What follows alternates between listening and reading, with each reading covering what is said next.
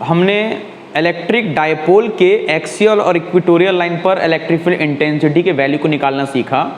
और हमारा आज का टॉपिक है मैग्नेटिक डायपोल। सीधी सी बात करें तो बार मैग्नेट, क्योंकि हर मैग्नेट में दो पोल होते हैं, एक नॉर्थ पोल दूसरा साउथ पोल। हमने नियम पढ़ रखा है कि ये हमेशा पेयर में ही एग्जिस्ट करते हैं। तो किसी डायपोल, ये मान लीजिए हमारे पास एक डायपोल है, इसका नाम अगर हमने ए बी रखा, किसी पॉइंट पर नॉर्थ है किसी पॉइंट पर साउथ है, तो इस दोनों पोल से होते हुए अगर हम एक लाइन ड्रॉ करते हैं तो उस लाइन को हम बोलते हैं एक्सियल लाइन। और एक्सियल लाइन पर किसी पॉइंट पर हमें मैग्नेटिक फील्ड की वैल्यू को हमें निकालना सीखना है। यही हमारा आज का टॉपिक है। हमारा टॉपिक क्या है? ये हमारे पास एक बार मैग्नेट है, ये ए बी। ए पर हमने मान लिया नॉर्थ पोल, बी पर हमने मान लिया साउथ पोल। ये इसका एक सेंटर है और यहाँ से यहाँ तक का जो डिस्टेंस है हमने मान लिया 2L। मतलब अच्छा, इसको थोड़ा बड़ा बना देता हूँ, ये थोड़ा ग्राफ बड़ा फिर से। ये है हमारा एक बार मैग्नेट, ये ए बी और ए पर, और ये इसका सेंटर है O। ए पर है नॉर्थ पोल, बी पर माना जा रहा है साउथ पोल। और इसकी जो स्ट्रेंथ है, पोल की जो स्ट्रेंथ है, उसका सिंबल होता है स्मॉल m।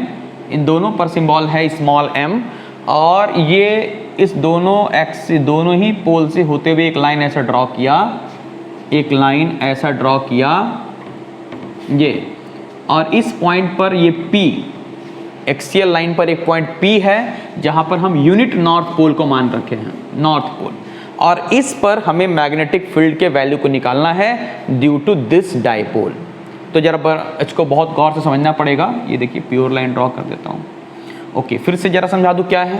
ये है हमारा एक bar magnet, north pole south pole, A and B इसका नाम है। दोनों की जो स्ट्रेंथ है वो m है, इसकी सेंटर O है और यहाँ से यहाँ तक का डिस्टेंस माना L।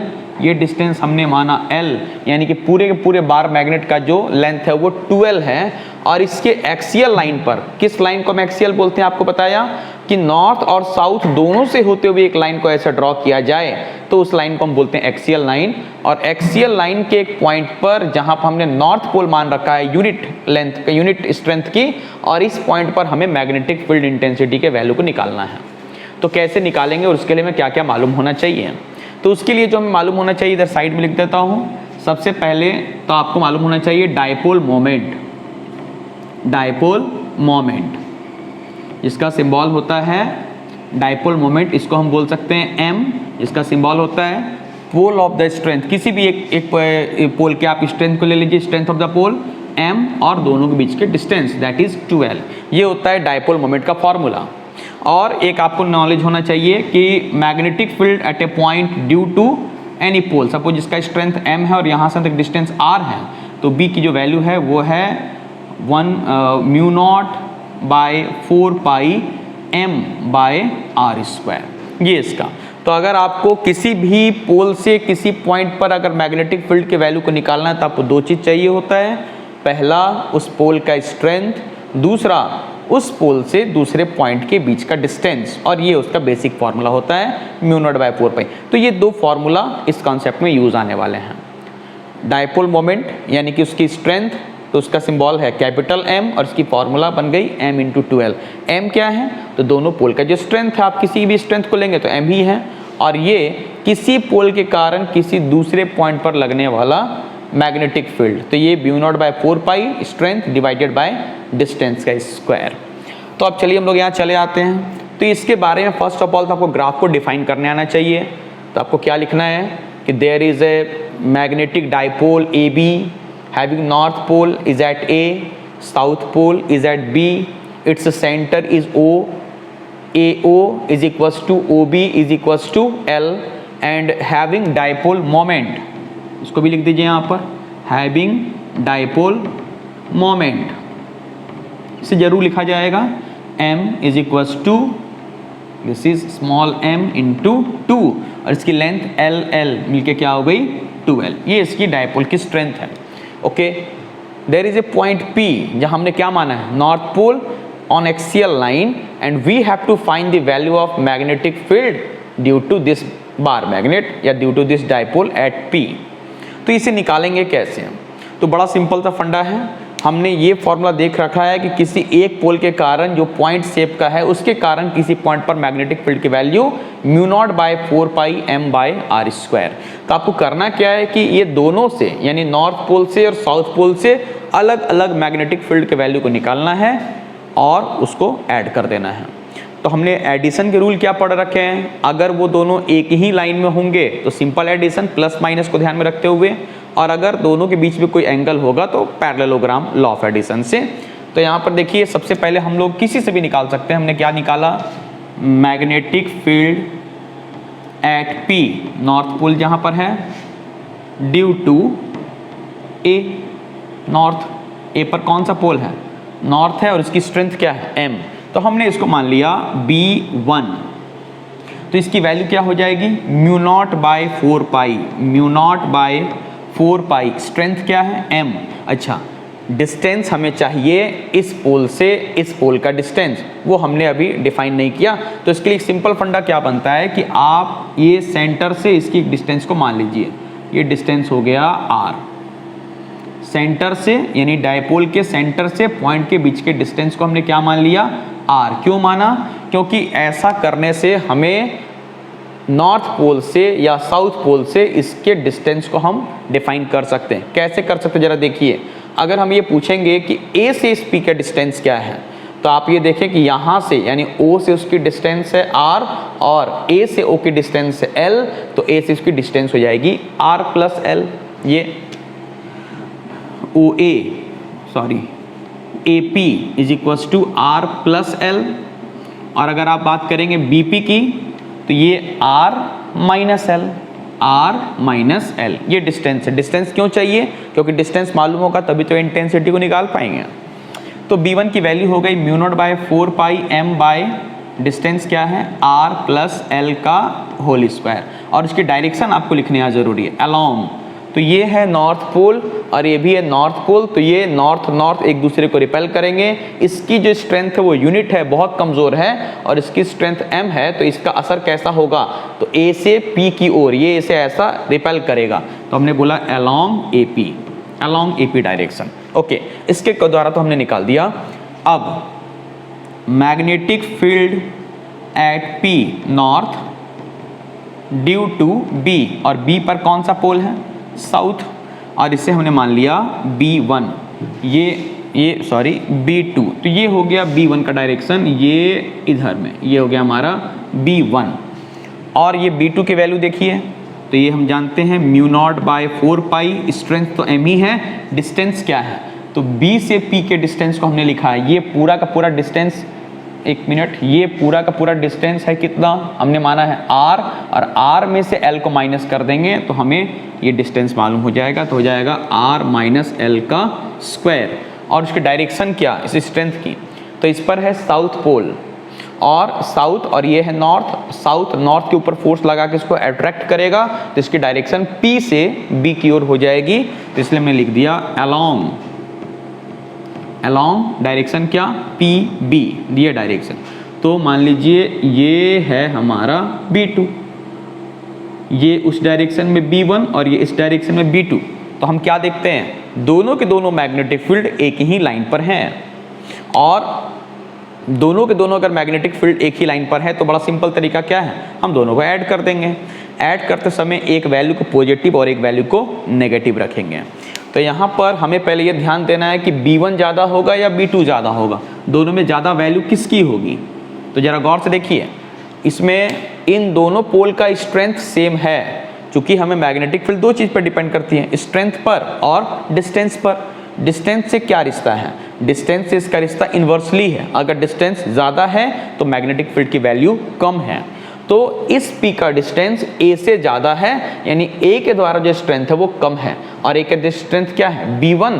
तो B1 की जो मैग्नेटिक फील्ड की वैल्यू है वो B2 से कम है। तो हम क्या बोल सकते हैं यहाँ पर, B2 is more than B1, B2 ज़्यादा है और B1 कम है। तो अगर आपको टोटल मैग्नेटिक फील्ड निकालना है, टोटल मैग्नेटिक फील्ड अगर आपको निकालना है, आपको B निकालना है, तो इन दोनों को आप सिंपल एडिशन करेंगे और यहाँ पर आप B2 को ज़्यादा मानेंगे तो इसका साइन क्या बनेगा, B2 प्लस माइनस B1। अपने एक को पॉजिटिव रखा और एक को क्या रखा, नेगेटिव। B1 को नेगेटिव, B2 को पॉजिटिव। क्यों ऐसा रखा, क्योंकि B2 की वैल्यू B1 से ज़्यादा है। इसको उल्टा भी कर सकते हैं। तो B2 की वैल्यू क्या हो गई, mu naught by 4 pi m by r minus L का स्क्वायर प्लस, और ये प्लस माइनस क्या हो जाएगा, minus mu naught by 4 pi m by r plus L का होल स्क्वायर। अब सिंपल कैलकुलेशन है, दोनों में कॉमन क्या चला आ रहा है, म्यू नॉट बाय 4 पाई और m इन दोनों में कॉमन चला आ रहा है, mu naught by 4 pi m common, तो क्या बच रहा है यहाँ पर 1 बाय r माइनस एल का square minus 1 by r plus L का स्क्वायर। ये b की वैल्यू है। अच्छा, और क्या हो जाएगा यहाँ पर जरा देखिए, b की value mu naught by 4 pi m, थोड़ा कैलकुलेशन करेंगे हम लोग, तो ये r माइनस एल का स्क्वायर, r प्लस एल का स्क्वायर, इसका हमने एलसीएम लिया और ये ऐसा हो जाता है r माइनस एल का square into r plus L का स्क्वायर, ये इधर चला गया, r plus L whole square इधर आ गया, minus r minus L whole square, ये क्रॉस हो गया, ये इधर और ये इधर।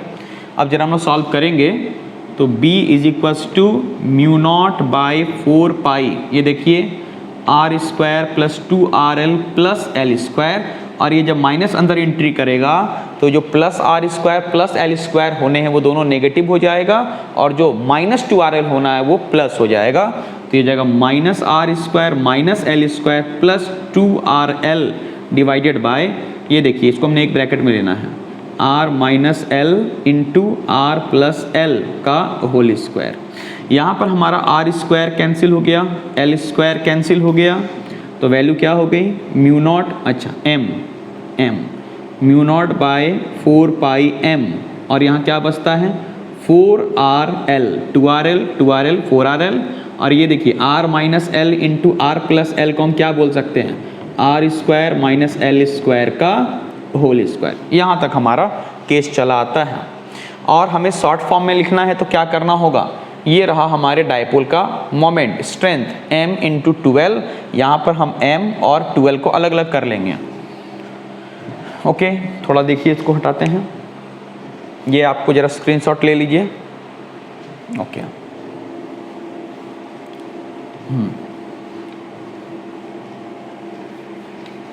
देखिए क्या होता है, अब यहाँ पर m और 12 को, इस b के वैल्यू को हमें लिखना है तो हो जाता है mu naught by 4 pi m into 12, इसको अलग किया तो m हट गया, 2 हट गया, l हट गया, तो क्या बचा 2r, साथ में क्या लिखा 2r divided by r square minus L square का होल स्क्वायर। और इसको हम लिख सकते हैं डायपोल मोमेंट m, तो mu naught by 4 pi 2mr, और यहाँ पर आता है r square minus L square का होल स्क्वायर। हम इस डायपोल को ज़्यादा स्टेबल कब मानेंगे, तो जब इनके बीच का डिस्टेंस कम से कम होगा, यानी हमारा ये L R की तुलना में ये R जो डिस्टेंस है उससे बहुत कम होगा। तो हमने केस बनाया if L is very less as compare to R, तो हमारा रूल क्या कहता है, जो वैल्यू छोटा है उसका पावर और ज़्यादा छोटा हो जाएगा, तो हम उसे इग्नोर कर देते हैं, इसमें से हम L को हटा देते हैं। तो B का वैल्यू बनता क्या है mu naught by 4 pi 2mr, और ये देखिए यहाँ से जब एल स्क्वायर हट जाएगा तो r स्क्वायर का square r to the power 4, और ये कैंसिल, और इसकी value mu naught by 4 pi 2m by R cube. ये हो गई मैग्नेटिक फील्ड की वैल्यू, कहाँ पर, तो एक्सियल लाइन के किसी पॉइंट पर। लेकिन magnetic field intensity is a vector quantity, तो उसमें आपको मैग्नीट्यूड के साथ साथ डायरेक्शन भी बताना पड़ेगा। तो अगर मैं ये पूछूं कि इस पॉइंट पर जो ये मैग्नेटिक फील्ड लगता है mu naught by 4 pi 2m by R cube, इसकी डायरेक्शन क्या है, तो आंसर है इन दोनों में जिसका असर ज़्यादा होगा वो इसके डायरेक्शन को डिसाइड करेगा। तो इन दोनों के अगर स्ट्रेंथ को देखें तो स्ट्रेंथ सेम है, तो इसके ऊपर असर किसका ज़्यादा होगा, आंसर है जो इसके नज़दीक होगा। तो इसके नज़दीक कौन है, साउथ, और साउथ इसको क्या कर रहा है, रिपेल, सॉरी, साउथ इसे अट्रैक्ट कर रहा है क्योंकि हमने इसे नॉर्थ माना है, साउथ नॉर्थ को अट्रैक्ट करता है, तो इसकी डायरेक्शन क्या हो गई, ये पी से बी या ए की ओर, ये इसकी डायरेक्शन हो गई अंदर आते हुए। आपका यहाँ सवाल होगा, अगर हम इस पॉइंट को यहाँ मान ले, तो ये नॉर्थ को अगर यहाँ मान ले तो क्या होता है, तो उस समय इसका असर उसके ऊपर ज़्यादा होगा, ये नॉर्थ इस नॉर्थ को रिपेल करेगा और फिर से इसके डायरेक्शन इसी तरफ हो जाएगी, इसी के अलाउ होगी। तो आप पॉइंट को लेफ्ट रखें, पॉइंट को राइट रखें, जहाँ भी रखें मैग्नीट्यूड और डायरेक्शन यही होगा, यानी कि प्लेस को बदल देने से ना तो मैग्नीट्यूड चेंज होने वाला है और ना तो डायरेक्शन, लेकिन मैग्नीट्यूड को सेम होने के लिए डिस्टेंस आपको यही लेना पड़ेगा जो हमने यूज़ किया है आर। अगर आप डिस्टेंस को चेंज करेंगे तो मैग्नीट्यूड भी चेंज हो जाएगा। तो ये हमारा पहला टॉपिक है, magnetic field intensity at a point on axial line of the magnetic dipole. तो ये पहला टॉपिक। अब हम लोग अपने दूसरे टॉपिक की ओर बढ़ेंगे और एक्सियल के साथ जो दूसरा टॉपिक आता है वो होता है इक्वेटोरियल। तो चलिए अब हम लोग अपने सेकंड केस पर, यानी कि इक्वेटोरियल लाइन के एक पॉइंट पर हम लोग मैग्नेटिक फील्ड के वैल्यू को निकालना सीखेंगे। ठीक है, फिर से हम लोग वही एक डायपोल बनाएंगे। ये ए बी हमने एक डायपोल माना और ए पर हमने मान लिया नॉर्थ, बी पर हमने मान लिया साउथ। आप चेंज भी कर सकते हैं। इसकी स्ट्रेंथ दोनों की सेम हमने मान ली m, और ये हो गया सेंटर O, ये यहाँ से यहाँ तक का डिस्टेंस L, यहाँ से यहाँ तक का डिस्टेंस L, और इक्वेटोरियल लाइन हम बोलेंगे किसको, एट इक्वेटोरियल। इक्वेटोरियल का क्या मतलब है, यानी कि एक ऐसा लाइन जो इन दोनों पोल से इक्वल डिस्टेंस पर हो, जिस लाइन के सारे पॉइंट्स इन दोनों पोल से इक्वल डिस्टेंस पे हो। तो वो लाइन कैसे बन सकता है, तो देखिए वो लाइन बनाने का तरीका क्या है। हमने इसके ऊपर एक ऐसा परपेंडिकुलर ड्रॉ किया, ये आप नीचे भी ड्रॉ कर सकते हैं। ये लाइन जिस भी पॉइंट से बना है, जितने पॉइंट से बना है, सभी का डिस्टेंस ए से और बी से इक्वल है। आप कहीं भी मिलाएंगे डिस्टेंस इक्वल ही आएगा, तो इसीलिए इस लाइन का नाम हमने रख दिया इक्वेटोरियल लाइन। तो इक्वेटोरियल लाइन के किसी पॉइंट ऊपर या नीचे किसी पॉइंट पर हमें क्या करना है, मैग्नेटिक फील्ड के वैल्यू को निकालना है। किसके कारण वो फील्ड बना है, इस डायपोल के कारण बना है। तो टॉपिक क्लियर समझिए, magnetic field intensity at a point on equatorial line due to magnetic dipole. और ये हमारा मैग्नेटिक डायपोल है जिसके बारे में मैंने आपको डिफाइन किया, और इसका जो डायपोल मोमेंट है वो भी आप लिख लीजिए, m is equals to m into 2l, ये इस डायपोल की डायपोल मोमेंट। तो अब ये पॉइंट पर हमें ये पॉइंट मान लिया P, और इस पॉइंट पर हमने क्या मान रखा है, नॉर्थ पोल, और इस पॉइंट पर हमें मैग्नेटिक फील्ड के वैल्यू को निकालना है। ज़्यादा अच्छा होगा कि आप यहाँ पर साउथ मान लें और यहाँ पर नॉर्थ मान लें, आप कहीं भी बांध सकते हैं। ओके, तो चलिए सबसे पहले ये नॉर्थ, अगर हम तरीका क्या है कि आप अलग अलग दोनों ही पोल से स्ट्रेंथ को निकाल करके ऐड कर दें, सिंपल फंडा यही है। तो हम पहले उन दोनों पॉइंट से मैग्नेटिक फील्ड के वैल्यू को निकालते हैं, यानी B1 और B2 वैल्यू को निकालते हैं, और फिर उसको हम ऐड करने के बारे में सोचेंगे। तो ये हमारा हो गया। अच्छा, निकालने के लिए आपको एक सबसे इंपॉर्टेंट क्या चाहिए, जिस पोल से आपको निकालना उसका आपको स्ट्रेंथ मालूम होना चाहिए। हमें स्ट्रेंथ मालूम है m, और एक सबसे इंपॉर्टेंट इंफॉर्मेशन क्या, जिस भी आपको पोल से आपको किसी पॉइंट पर मैग्नेटिक फील्ड के वैल्यू को निकालना है, उन दोनों के बीच का डिस्टेंस मालूम होना चाहिए, जो हमें मालूम नहीं है। तो उसको मालूम करने का हमने क्या तरीका बनाया है, आप सबसे पहले सेंटर से उस पॉइंट के बीच के डिस्टेंस को बता दीजिए, ये है r, सेंटर से। अब ये डिस्टेंस l, ये पहले ही बोला जा चुका है। अगर मैं बोलूँ तो ये डिस्टेंस क्या होगा, तो राइट एंगल ट्रायंगल से ये हमें जब ये P और B मालूम है तो ये इसके लिए h है, और इसका जो डिस्टेंस हो जाएगा वो हो जाएगा square root r square plus l square, और यहाँ से भी बोला जाए तो वो डिस्टेंस तो वही होगा। तो चलिए अब हमें स्ट्रेंथ भी मालूम है और दोनों पॉइंट से डिस्टेंस भी मालूम है। तो पहले मान लीजिए हम B से निकालते हैं। इधर magnetic field at P north due to B पर नॉर्थ पोल है, तो नॉर्थ के, तो इसकी वैल्यू क्या हो गई, हमने माना B1, उसकी वैल्यू है mu naught by 4 pi strength by distance का स्क्वायर। तो ये रूट का अगर हम स्क्वायर करेंगे तो रूट खत्म, R square plus L square. तो ये नॉर्थ है और ये भी नॉर्थ है, तो नॉर्थ नॉर्थ को रिपेल करेगा। ये रहा हमारा B1 और ये एंगल हमने मान लिया थीटा, ये सीधा उसको रिपेल करेगा ऐसा ऐसा। ये हो गया हमारा B1 दिए इसकी वैल्यू, और इसकी डायरेक्शन हमने क्या मान ली, P dash along P dash, P से P डैश की ओर इसका डायरेक्शन, और ये एंगल को हमने क्या मान लिया, थीटा। अच्छा, अब हम इसके कारण निकालते हैं। Magnetic field at P north due to A पर हमने साउथ पोल रखा है, उसकी स्ट्रेंथ m है और डिस्टेंस तो वही होगा।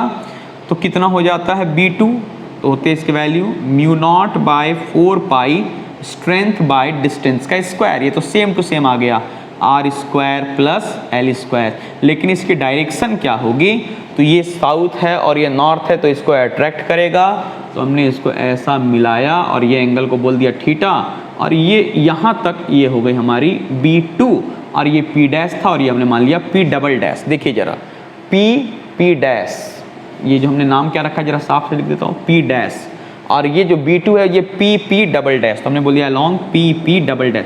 क्यों इस डायरेक्शन में आया, तो ये साउथ और ये नॉर्थ है, ये उसको अट्रैक्ट किया और ये इस डायरेक्शन में चला आया। तो हमने क्या देखा कि ये B1 ये P डैश हो गया B1, P double dash B2, और हमें इन दोनों को ऐड करना है। तो अगर हमें ऐड करना है तो हमने क्या देखा कि दोनों वेक्टर के बीच में एक एंगल है। अगर दो वेक्टर के बीच में एंगल आते हैं तो उसको ऐड करने का तरीका क्या है, simple parallelogram law of addition. तो ये P डैश है B1, ये P डबल डैश है B2, ये इसके बीच में हो गया PR, ये हो गया रिजल्टेंट मैग्नेटिक फील्ड इंटेंसिटी। तो उसको लिख देते हैं resultant magnetic field intensity eight P, क्या है PR, और उसकी वैल्यू को मान लेते हैं B। तो B की वैल्यू क्या हो जाएगी, तो इनके बीच का एंगल हमें निकालना है, दोनों वेक्टर के बीच का एंगल। देखिए ये हमने थीटा माना, ये इसके पैरेलल है, तो ये भी थीटा, उसी तरह से ये भी थीटा। तो ये दोनों थीटा मिल करके दोनों वेक्टर के बीच में एंगल क्या हो जाएंगे, 2 थीटा। ये देखिए ये पैरेलल लाइन है और ये ऐसा कट हो रहा है, हमने देखा ये थीटा है, तो ये थीटा है और ये पैरेलल लाइन ऐसा जा रहा है, तो इसके बीच का एंगल क्या होगा, तो ये भी थीटा होगा, क्योंकि हमने इसके रूल पढ़ रखे हैं, ये थीटा तो ये भी थीटा। तो इस तरह से थीटा, फिर दूसरा भी थीटा, तो दोनों वेक्टर के बीच के एंगल क्या हो गए, 2 थीटा। तो हमें दोनों वेक्टर का मैग्नीट्यूड मालूम है B1 B2, और हम अगर इसके वैल्यू को देखें तो क्या मिलता है, B1 और B2 दोनों के दोनों वैल्यू सेम हैं, सिर्फ अपोजिट क्या है, एक दूसरे से क्या अलग है, उन दोनों का डायरेक्शन। तो अगर B1 B2 सेम है तो कैलकुलेशन में हम B1 की जगह पर B2 या B2 की जगह पर B1 का यूज कर सकते हैं। चलिए तो इसको निकालते हैं। तो फॉर्मूला क्या होता है, square root B1 square 2B1 B2 cos, इनके बीच का एंगल क्या है, 2 थीटा प्लस B2 स्क्वायर। तो हमने देखा कि B1 B2 तो सेम है, इसका मतलब हम B2 की जगह पर B1 पुट कर सकते हैं। तो चलिए पुट कर देते हैं, ये हो जाएगा B1 square 2B1 cos 2 theta plus B1 square. अब सॉल्व करते हैं, B1 स्क्वायर मिलके क्या हो जाता है, square root 2B1 square plus 2B1 into, अच्छा यहाँ पर भी B1 यूज़ कर दिया गया, तो हो जाता है क्या, 2B1 स्क्वायर कॉस 2 थीटा। अब इन दोनों में कॉमन चला आता है 2B1 स्क्वायर और अंदर हो जाता है 1 प्लस कॉस 2 थीटा। इसमें आपको एक ट्रिग्नोमेट्री का फॉर्मूला याद रखना पड़ेगा, 2B1 स्क्वायर और 1 प्लस कॉस 2 थीटा का ट्रिग्नोमेट्रिकल फॉर्म होता है 2 कॉस स्क्वायर थीटा, ये आपको याद रखना पड़ेगा। अब रूट के अंदर देखिए 2 तो 2 है, तो ये 2 में एक बाहर B1 पर स्क्वायर है, B1 बाहर, कॉस पे स्क्वायर है, कॉस बाहर। ये मैग्नेटिक फील्ड की वैल्यू जो PR के अलोंग है 2B1 कॉस थीटा। तो इसके वैल्यू को अगर हम सॉल्व करेंगे तो हो जाएगा 2 इंटू B1। तो B1 की वैल्यू क्या है, जरा देखें, इसको यहाँ पुट किए, mu naught by 4 pi M by R square plus L square into cos theta. तो आप कोई भी ट्रायंगल में देखिए पी ओ बी में ये अगर थीटा है तो ये P है, ये B है और ये H है। हमें कॉस के लिए क्या रूल पड़ा है, B बाय एच। B की वैल्यू क्या है L और H की value square root R square plus L square, L by square root R square plus L square. अब देखिए 2ml को एक जगह कर लीजिए, mu naught by 4 pi m 2l, ये एक ब्रैकेट में, और यहाँ पर देखिए R square plus L square का पावर 1 है और यहाँ पावर 1/2 है, दोनों ऐड होके हो जाएंगे 3/2। 3/2 हो गया। अच्छा m इंटू 12 को हम क्या लिख सकते हैं, m इंटू 12 को हम इसके मोमेंट का साइन लिख सकते हैं, कैपिटल M। तो इसकी वैल्यू क्या हो गई, mu naught by 4 pi m by R square plus L square to the power 3/2। अभी पिछले वीडियो में, पिछले टॉपिक में आपको बताया था कि इसको हम ज़्यादा स्टेबल कब मानेंगे, जब इनके बीच का डिस्टेंस कम होगा, यानी L की वैल्यू R की तुलना में बहुत कम होगी। तो हमने क्या बोला, if L is very small as compare to R, अगर L बहुत ही छोटा होगा तो L को हटाया गया कैलकुलेशन से, तो B की वैल्यू क्या, mu naught by 4 pi m divided by L square, और यहाँ 3/2 है, एल स्क्वायर खत्म तो हो जाता है R square to the power 3/2। अब देखिए जरा, आर स्क्वायर का पावर 3/2 किया तो ये स्क्वायर स्क्वायर कैंसिल, और बी की वैल्यू क्या मिल गई, mu naught by 4 pi m divided by R cube. ये हो गई इसकी मैग्नीट्यूड। कहाँ पर, इक्वेटोरियल लाइन पर। बड़ा सिंपल सा काम किया, इन दोनों के कारण अलग अलग मैग्नेटिक फील्ड को निकाला, नेचर से इसके डायरेक्शन को निकाला कि नॉर्थ ने रिपेल किया, साउथ ने अट्रैक्ट किया, तो ये दोनों के बीच में एंगल बना। अगर हमने इसको थीटा मान लिया तो ये दोनों 2 थीटा, और हमें हमारे अपने आंसर को थीटा में देना नहीं है, वो हमने माना है, तो ये दोनों के बीच का एंगल आया 2 थीटा।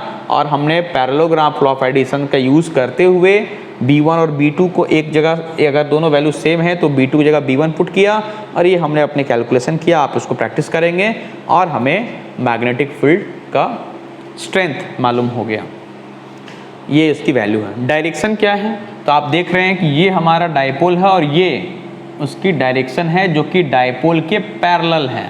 तो इसके डायरेक्शन के बारे में हम लिख सकते हैं कि ये अपोजिट है डायपोल मोमेंट के, एंड पैरेलल है उसके डायपोल के पैरेलल है। तो आप कभी भी मैग्नेटिक फील्ड के वैल्यू को लिखेंगे तो उसके मैग्नीट्यूड के साथ साथ उसके डायरेक्शन को जरूर लिखेंगे। तो ये हमारा आज का टॉपिक था, magnetic field intensity at a point on axial line of the magnetic dipole and on equatorial line at magnetic dipole. और आप इन दोनों फार्मूला को याद भी कर लेंगे।